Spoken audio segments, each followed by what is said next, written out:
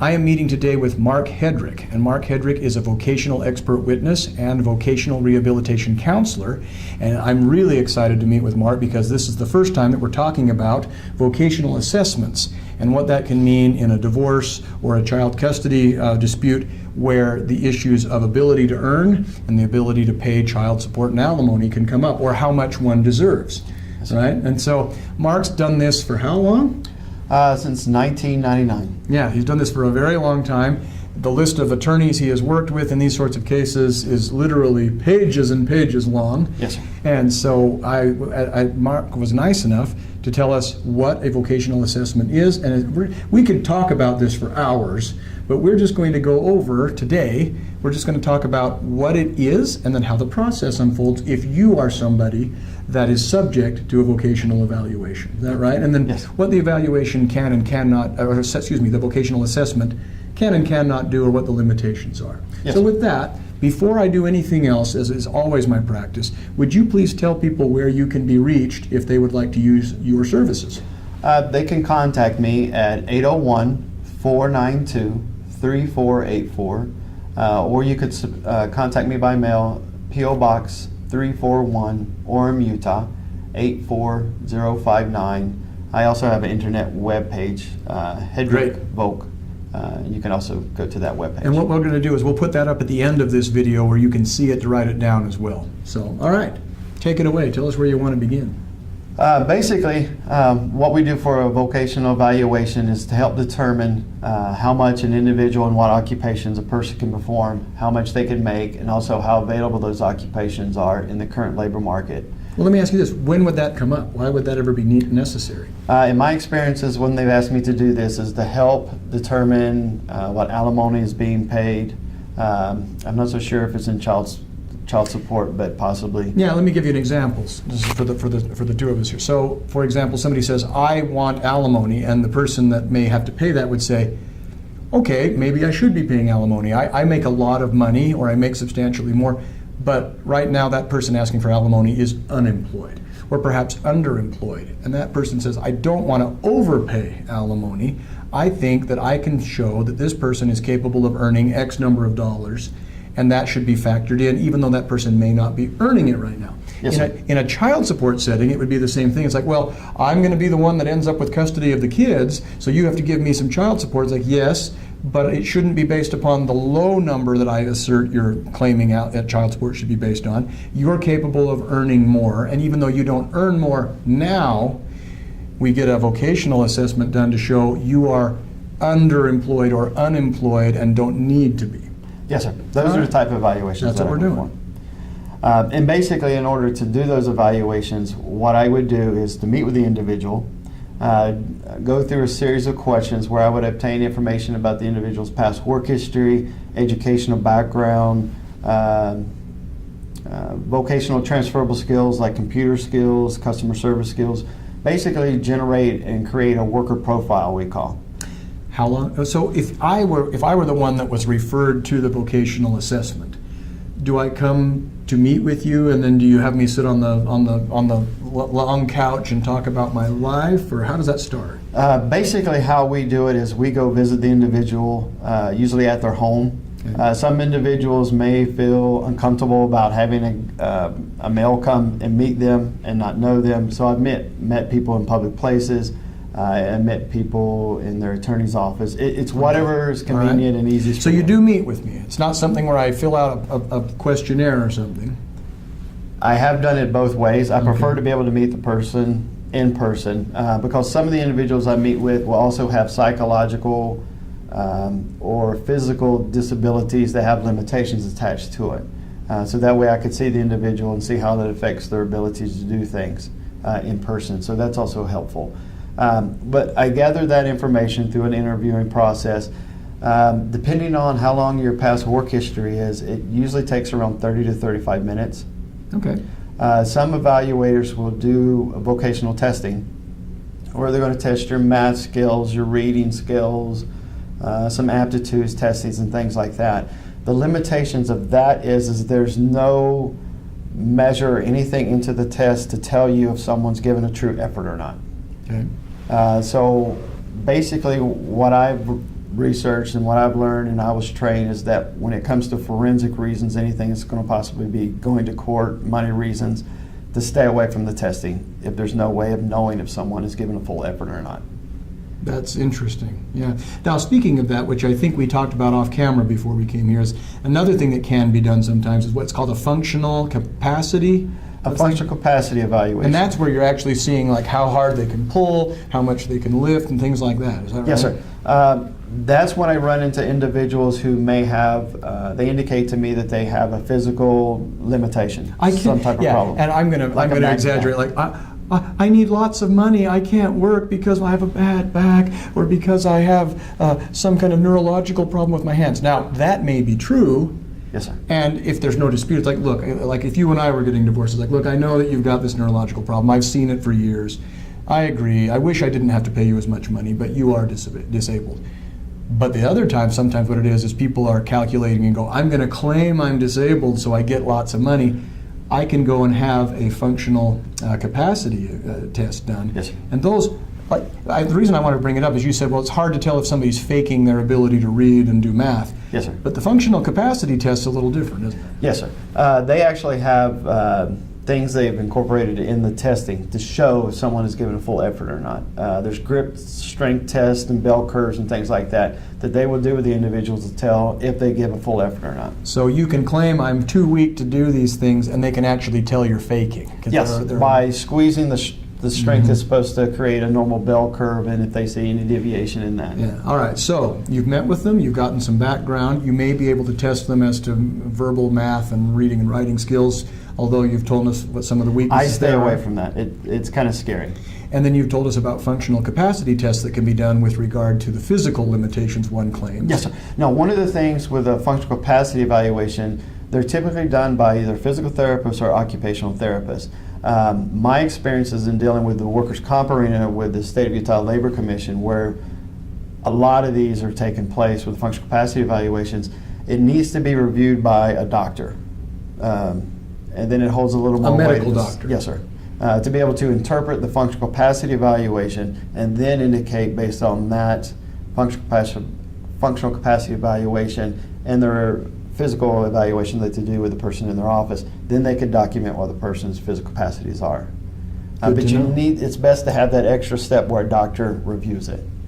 Because they can see whether or not the tests were conducted properly. Well, that and a physical therapist is not necessarily qualified to provide work restrictions, so that's why it needs to be reviewed by a doctor. All right, so assuming that we've determined whether those things have to be done, you've done the initial phase, what comes next in your work? My next point would be to do, like if they have a degree, is to then research the degree that they may have to find out what type of occupations that one can perform with that type of degree. And then also to review labor market information that's published by the State of Utah Workforce Services or the United States Department of Labor, Bureau of Labor Statistics, in order to determine how available those jobs are that I'm going to identify, what the pay scale is that they could possibly perform out there.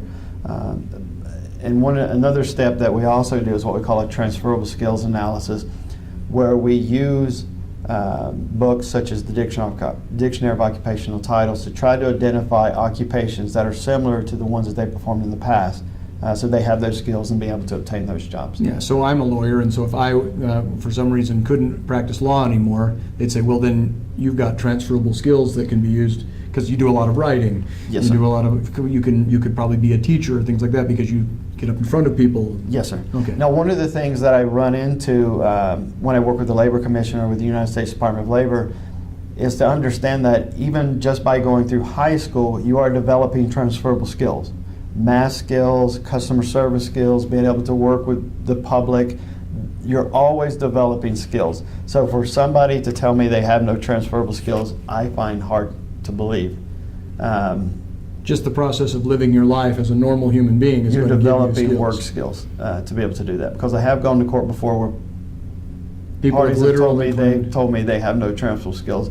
And what concerns me is when vocational expert witnesses tell me or tell the court that they do not have transferable skills. And we can talk about skilled professions Yes. or skilled trades like a plumber. Yes, That sir. is something where you've learned skills and you may have had to certify them. Yes, sir. But everybody develops the skill to one degree or another about picking Interacting up a phone, with people. dialing a phone, Yes, sir. pretty much in today's world using a keyboard. Or even your phone to go on Facebook and to use a Windows Mhm, program. Right. You may not be a computer software developer, but you are computer literate when you can go on the internet and do those type of things. So those are kind of skills a lot of times that will come out that the individual acts like they didn't even know they had. So you've looked at this person's background, you've looked at their education, you've looked at their skill set, both that they've kind of developed informally over time or anything they might have learned with certificates and stuff like Yes. that.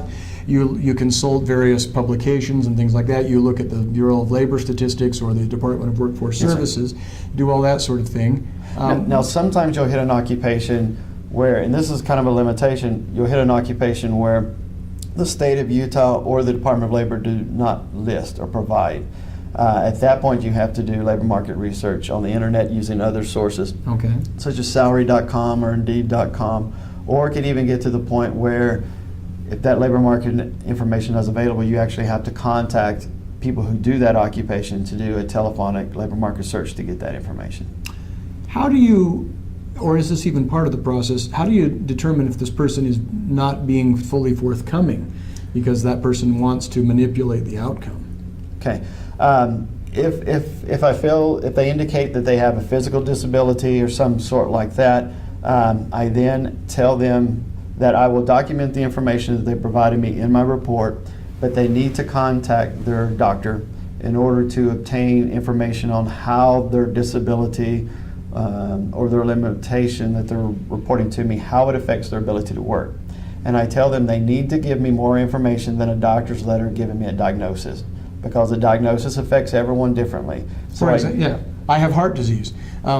Well, yeah, but does that mean you can't work? It's like, there's plenty of people with by the way, I don't have heart disease, but if somebody says I have heart disease, it's like, okay, that's your diagnosis. Look, the doctor's letter says that. I guess I'm in the clear. You'd say, well, wait a minute. I need, on Are a you- vocational end, I need more information. I need to know exactly how it affects them. Does it affect their ability to stand, walk, How long live? they can work, stuff Those like exact things. And those are things you get from a functional capacity evaluation. Okay. But there's some other things called basic work activities that a lot of times I need a doctor to address. I can't necessarily take it from the person that I'm interviewing.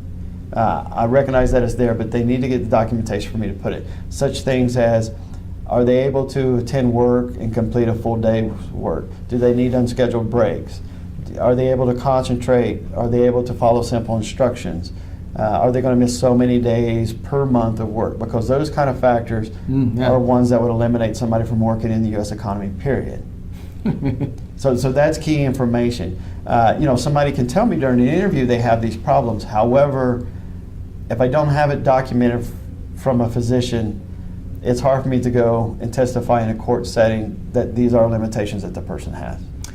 What about when people say things like, how do you account for, oftentimes what you'll see is a stay-at-home parent, typically the wife or the mother, will say, well, yeah, I have a bachelor's degree or even a master's degree, and there was a time when I used to operate a forklift or something like that, but I've been out for 10 years. I used to be a nurse. I've been out of the workforce for 10 plus years or something like that. How does a vocational assessment account for that? How do you do that? Okay, I currently just did a case this week that I finished a report on a gal who had obtained a bachelor's degree in 2005. As long And then as didn't work. I yes, see. and is a stay-home mom. Right. Basically, how it affects it depends on what you have your degree in. If you have a degree in like computer science, if you're out of work for a long period of time, or Let's you call it haven't a degree worked- where it's kind of like the purpose of the degree is to train you for a job, as opposed to like a liberal arts degree like Yes. English or humanities or something. But especially the computer field, because it changes so quickly. Right. So if you're out of that field for a long period of time, you're probably going to fall behind. It's going to be very difficult to get a job. But most degrees that you get into, even if you haven't worked in a long period of time, it does qualify you to be able to obtain employment in certain occupations. And that's what I research and try to, on specific degrees. So you do take that into account. You'll say this person has this degree in a marketable field, but has been unemployed for 10 years. Yes, And then what you do is there's labor market information that's published, and they break the wage information into different categories. The first is the inexperienced wage, or the lower 10 percentile. And then you have the lower 25 percentile. And then you have the average, and then you have the median, and then you have the upper 75 percentile, and you have the upper 90 percentile. What you have to do as a vocational expert or witness is based on your past experience and knowledge. You look at that. You don't necessarily automatically put someone what the average person makes, because the average wouldn't be the average if everybody started at that. Yeah. So you may have worked away in an occupation and maybe worked your way up a ladder. But if you've been out of the workforce for a period of time, you're probably not going to start out making what you were making before. You can't pick up where you left off. Yes, you're probably going to fall farther back, like the lower 25 percentile, or, well, most of the time. So you that have would some be one way of experience. accounting for it, saying, on paper, you look like you should be right here, but I also know that you've been out of the workforce, so I'm going to drop you down here. Those are factors that you have to take in consideration where you place them. And that could possibly be one limitation of a voc assessment, is you're relying on that evaluator's knowledge of or interpretation of where they would place you. There's no set thing written said, this is where this person's That's going to the go. art of being a vocational assessment provider as opposed to the science. Exactly right, because I get asked to do evaluations a lot,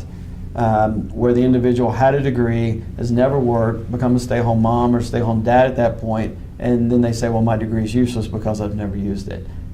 Rarely is that what I find the case. Kind of along the same lines of, even though you may have only graduated high school, it's not as though you are unqualified to do any kind of work. Correct. All right. Correct. So you've done that. Do you write a report in all cases? The majority of the cases I do Okay. write a report. In some cases, when I'm hired, the attorney who hires me, and most of the times, will tell me if they want a report or not. Sometimes they'll indicate that they want me to contact them in order to review my findings before I put anything in writing. It's because if it's in writing, it might be discoverable.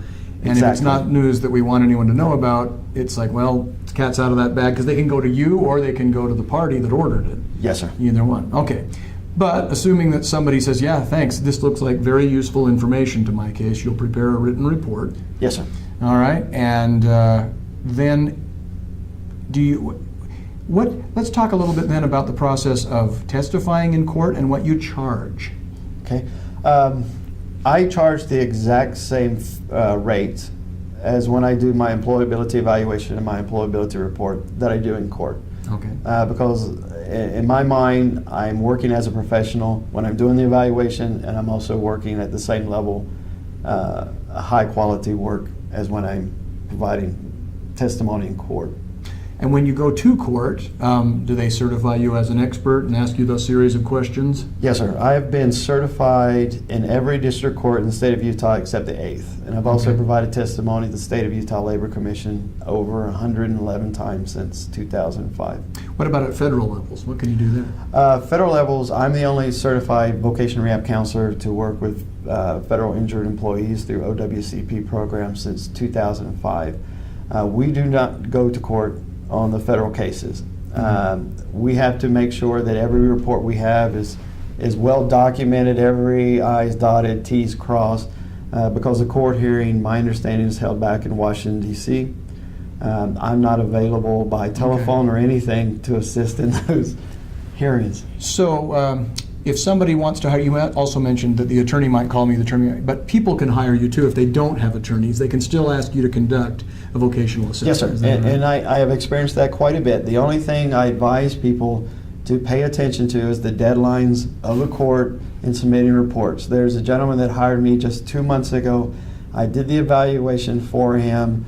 He paid my retainer. I did the report. And then when he submitted it to the judge, he had missed the deadline of submitting the evidence. So therefore, was not able to use in court, and he wasted his money. That's good advice.